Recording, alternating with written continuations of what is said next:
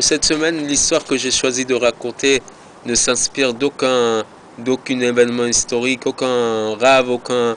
C'est plus une forme de parabole, mais puisqu'on est dans la période de Simchat Torah où il est bien de vivre dans la réjouissance, dans la boutade, c'est presque un machal qui est rapporté dans un livre dont on peut se servir nous-mêmes pour quelque chose de très fort.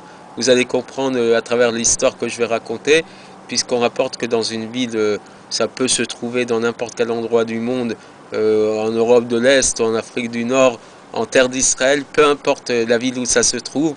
Bon, dans le bouquin, c'est dans un bouquin ashkénaze, donc ça se passe en Europe de l'Est, mais c'est vraiment le dernier de nos soucis dans le cadre de cette histoire. C'est dans une ville où il y avait deux communautés, une communauté riche et une communauté beaucoup moins aisée. Et chaque année, la communauté pauvre avait la tristesse de voir que dans la communauté riche, au jour de Simchat Torah, la réjouissance, donc la Séouda, était particulièrement grande, avec beaucoup d'aliments, beaucoup de boissons, beaucoup d'alcool. Et eux, jamais ils n'avaient l'occasion de pouvoir s'offrir de l'alcool, du vin, pour pouvoir réjouir même leur cœur et leur ventre. Et donc une année, ils se sont rassemblés le lendemain de Simchat Torah, puisqu'ils avaient une grande frustration de ne pas pouvoir se réjouir de la même manière. Et finalement, donc, qu'est-ce qu'ils ont ils se sont concertés. Et finalement, il y en a un qui a eu une idée qui semblait assez intéressante, assez géniale. Il a dit, puisque nous sommes pauvres, nous avons chaque Shabbat de quoi nous acheter un peu de vin pour faire le kiddush, l'avdallah, et on peut envisager que chaque semaine il restera quelques gouttes de vin qu'on pourrait mettre dans un tonneau. On va multiplier le nombre de fidèles de la communauté avec le nombre de Shabbat de l'année, et les quelques gouttes de vin qui nous restera de chaque semaine, on les mettra dans un grand tonneau qu'on aura préparé à la synagogue, et finalement on aura un peu d'alcool, un peu de vin pour pouvoir se réjouir Simchat Torah prochain. Tout le monde a trouvé l'idée fameuse. Arrive Simchat Torah suivant, ils font presque plus, ils mettent peut-être un peu plus d'importance sur l'ouverture du tonneau que sur la réjouissance et la lecture de la Torah du jour de Simchat Torah.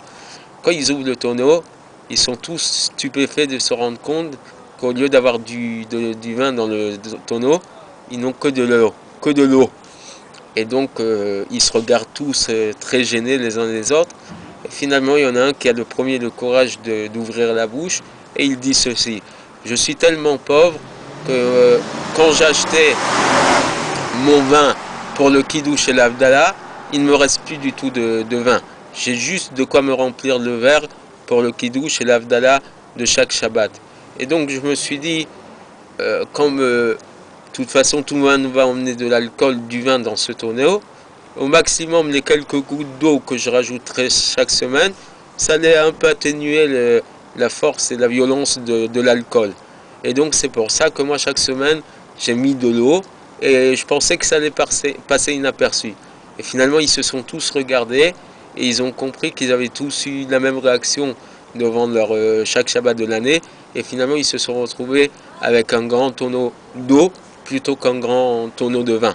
La moralité de cette histoire, c'est que finalement, Akadosh Baruch Hu, qu'est-ce qu'il nous demande à tous? L'Ardout, l'unité. L'unité, elle peut se créer d'une manière positive comme d'une manière moins positive. Où est-ce que l'on voit dans l'histoire que l'Ardout, l'unité a été négative? C'est notamment, on va le raconter dans le Shabbat Bereshit, avec Dor Aflaga, la génération, pardon, pas Shabbat Bereshit, Shabbat Noir, paracha suivante, qui est d'ailleurs mon Shabbat de Bar Mitzvah, mon Shabbat d'anniversaire. On va retrouver ça dans cette semaine-là. On va lire qu'après le déluge, après que Dieu a reconstruit le monde, va se lever une génération qui va s'appeler Dor Aflaga, la génération de la scission. C'est la génération qui va vouloir créer la tour de Babel, d'accord, qui va être donc une tour qui va s'élever du sol jusqu'au ciel. Et Akadosh Baruch Hu, malgré le fait que c'est une forme de trahison contre sa parole, puisqu'en construisant cette tour qui va monter jusqu'au ciel, c'est comme pour symboliser qu'ils s'opposent à Dieu et qu'ils veulent être eux-mêmes des dieux. C'est vrai que Dieu il va les empêcher de créer ça, puisqu'il va Balal Sefatan, il va les embrouiller dans leur langue. Quand l'un va demander à l'autre un marteau, il va lui donner une pelle. Quand il va lui demander une pelle, il va lui donner un marteau pour ne pas que la tour de Babel se construise. Mais finalement, dans la Mishnah, on nous dit qu'Abraham va venir et va prendre le salaire de tous. Comment il peut prendre le salaire de toutes les générations précédentes, puisque ce sont des générations de Réchaïm, d'impies. Et on va expliquer que finalement le fait d'avoir créé cette unité, même pour faire quelque chose de pas très bien, ça mérite un salaire.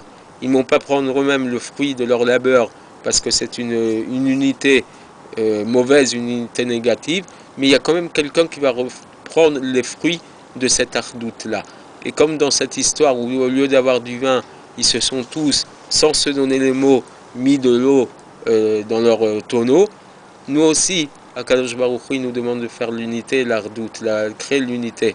Et donc dans ce jour de Simchat Torah, on aura tous, Bezrat Hashem, j'espère, l'occasion de nous retrouver dans les synagogues, que l'alcool ne nous rende pas agressifs, si Dieu veut, qu'on reste serein et heureux, joyeux, en ayant bu cet alcool pour ceux qui auront l'occasion de le faire, et que cette unité nous permette, dans toutes les synagogues du monde, de vivre toute l'année dans le shalom, dans la paix, dans la fraternité, dans la bénédiction, et que grâce à cette unité qu'on aura créée, Akadosh Baruch Hu nous envoie très rapidement notre Mashiach que nous attendons tous, avec certainement un peu de frayeur, parce qu'on sait que ça passera par un jugement, mais surtout avec beaucoup de bonheur.